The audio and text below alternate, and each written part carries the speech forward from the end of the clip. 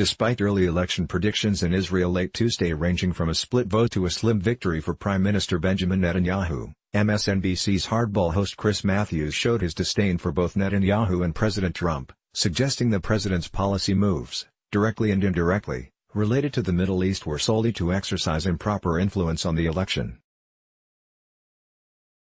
Of course, Matthews forgot to mention the Obama administration's dislike of Netanyahu and the role an Obama advisor and U.S. tax dollars played in, unsuccessfully, working to defeat him in 2015. Ahead of today's election in Israel, President Trump went out of his way to politically boost his friend, Benjamin Netanyahu, making some stunning policy shifts that could have far-reaching ramifications for our country, complained Matthews in one of two teases for a 7-minute segment of nonsense. Before introducing Bloomberg's Shannon Petty piece and Washington Post columnist Eugene Robinson, Matthews stated that historically, American presidents have abstained in getting involved in Israeli politics, opting instead to play the roles of, two roles, friend of Israel, but also regional honest broker, but Trump broke with predecessors, to ensure that his friend, was victorious today. And what did Matthews have in mind? Here was part of his drivel. Click expand. Since the 2016 election, the president has proved the American embassy to Jerusalem, withdraw from the Iran nuclear deal, formally recognized Israeli sovereignty over the Golan Heights, and just days before the election, he designated Iran's Revolutionary Guard a foreign terrorist organization. Trump even invited them to the White House, 2 weeks before the election. There they are, posing for the photo op in the Oval Office. President Trump has forged no deeper political bond than the one he has with Benjamin Netanyahu, and right now, it's unclear if Trump's push to get him re-elected has paid off. Always, our president from Eisenhower, from all the way up to W, they've always played this other role as honest broker in the region so they can bring peace and play a bigger global role than just being buddies with Israel. This president has ignored his global role, ignored the role, forfeited that of peacemaker or honest broker, and just played political sidekick of Bibi. So withdrawing from the Iran nuclear deal was just to curry favor with the Israelis? Okay, sure, Chris. To Petty Piece's credit, she noted the Obama administration's chilly relationship as a whole, but then agreed with Matthews about Trump putting his thumb on the scales. As for Robinson, he observed that Netanyahu knows how to play Trump like a violin by giving him the flattering, the undulation, and that he thinks he ought to get everywhere. His will turn out to be one of the most consequential legacies, I think, of the Trump administration. He's squeezing all kinds of toothpaste out of the tube and I don't know if it can be put back in, Robinson added. Matthews then wondered if a Netanyahu loss would be a foreshadowing to Trump's own demise in 2020 and, like earlier, Petty Piece agreed that we could look, 4 years from now and say this was the beginning of the end of that wave of Trumpian nationalist candidates. The MSNBC host also asked Robinson about Trump's remarks over the weekend to the Republican-Jewish coalition that Netanyahu was your prime minister, and Robinson responded by invoking Ilhan Omar. If you had a Democrat or progressive said that, if Ilhan Omar had said that, it would have been, screaming headlines on Fox News. Back on March 17, 2015, my colleague Scott Whitlock wrote that a lead ground game official in both Obama presidential campaigns was working with the Labor Party to defeat Netanyahu. Further, ABC chief White House correspondent Jonathan Karl admitted that the Obama administration was hoping for a loss, even if they wouldn't say so out loud. And over a year later, in July 2016, a report from the Senate Permanent Subcommittee on Investigations found that a non-governmental organization with ties to Obama used taxpayer funds to oust Netanyahu. Don't believe newsbusters? Well, let's allow the despicably false and smarmy Jennifer Rubin give you the lowdown here. To see the relevant transcript from MSNBC's Hardball on April 9, click expand. MSNBC's Hardball, April 9, 2019, 7:15 p.m. Eastern. Tease. Chris Matthews. Plus, ahead of today's election in Israel, President Trump went out of his way to politically boost his friend, Benjamin Netanyahu, making some stunning policy shifts that could have far-reaching ramifications for our country. We've got the latest on that very close tonight over in Israel and whether Trump's efforts paid off for his bud, 7:33 p.m. Eastern, Seethes, Matthews. Coming up, voters in Israel headed to the polls today to choose their new, next prime minister, maybe a new one. We're going to take a look at the unprecedented ways in which our president worked behind the scenes and in front of the scenes to help push the election of his chosen candidate. 7:37 p.m. Eastern. Matthews. Today, Israel held one of its most consequential elections in decades, and as of now, it's not quite clear who's the winner. Current Prime Minister Benjamin Netanyahu is scandal-plagued and facing indictment on fraud and corruption charges, faces centrist candidate Benny Gantz. Both candidates remain locked in a neck-and-neck race. Right now, of course, they're 6 hours ahead of us right now. They're basically midnight over there, late past midnight. We may have to wait for tomorrow, but historically this is the point tonight that American presidents have abstained in getting involved in Israeli politics, opting instead to play the roles of two roles: friend of Israel, but also regional honest broker. Not this time. President Trump broke with predecessors, taking a number of steps to ensure that his friend, Bibi Netanyahu, was victorious today. Since the 2016 election, the president has proved the American embassy to Jerusalem, withdraw from the Iran nuclear deal, formally recognized Israeli sovereignty over the Golan Heights, and just days before the election, he designated Iran's Revolutionary Guard a foreign terrorist organization. Trump even invited them to the White House, 2 weeks before the election. There they are, posing for the photo op in the Oval Office.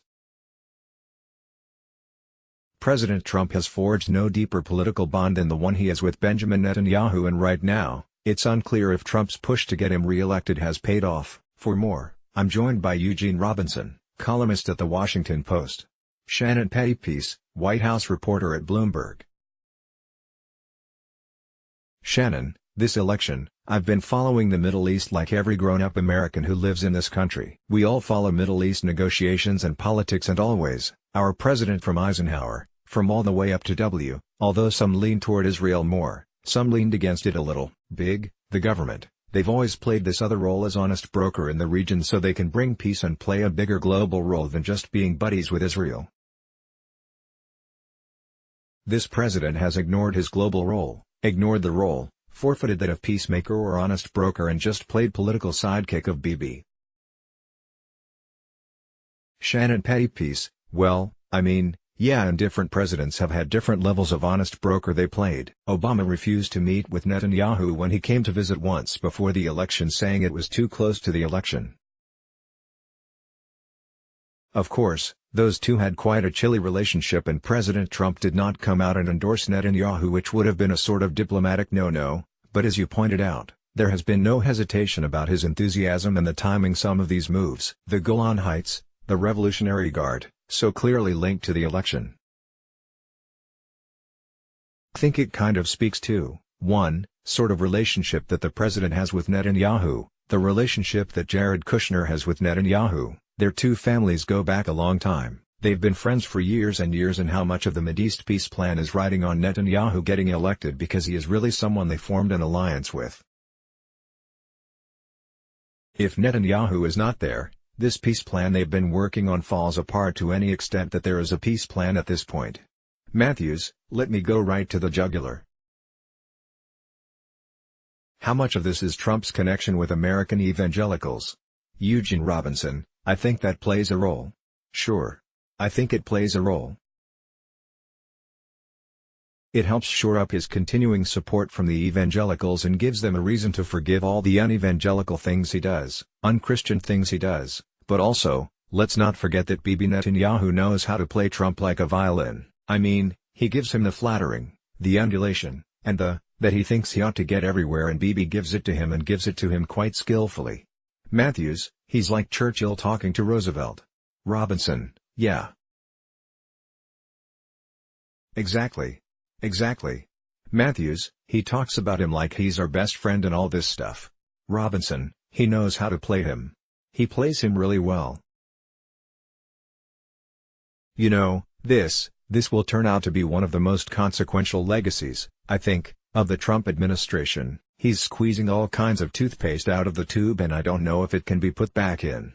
Matthews, well, let's talk politics here in American. For all of our listeners and viewers right now, Shannon, if Bibi goes down, is this an outpost, a political outpost of Trump falling the year before his re-election?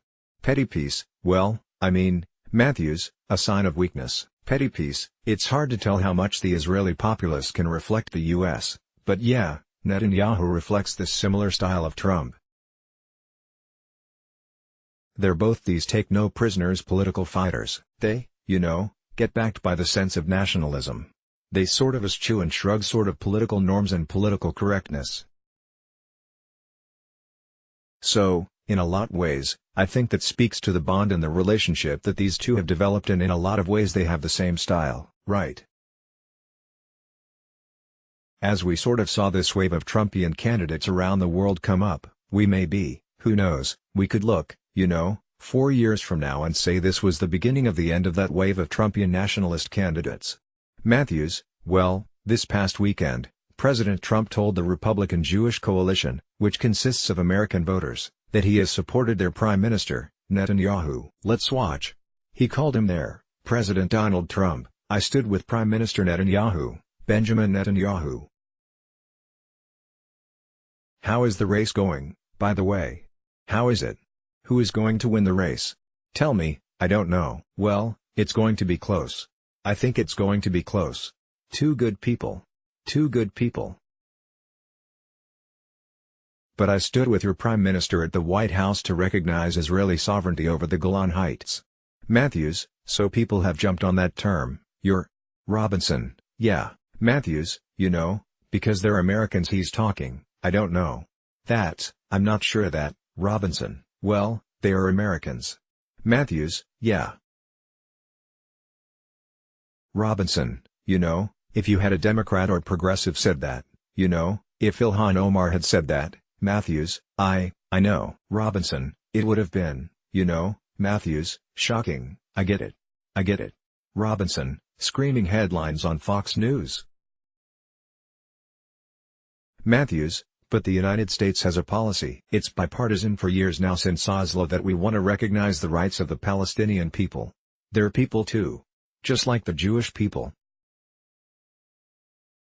In fact, you've a lot of Arabs living in Israel. Almost all Arabs living in the West Bank, and they want to have a country, and that's been our policy. You're going to get a country of your own. Robinson, that's not our policy. Matthews, we're going to work this thing out. Robinson, well, that's not our policy now. Matthews, Bibi's not doing that. Robinson, that's not our policy now. No, Bibi has foreclosed the possibility of a two-state solution because he's offering, Matthews, annexation.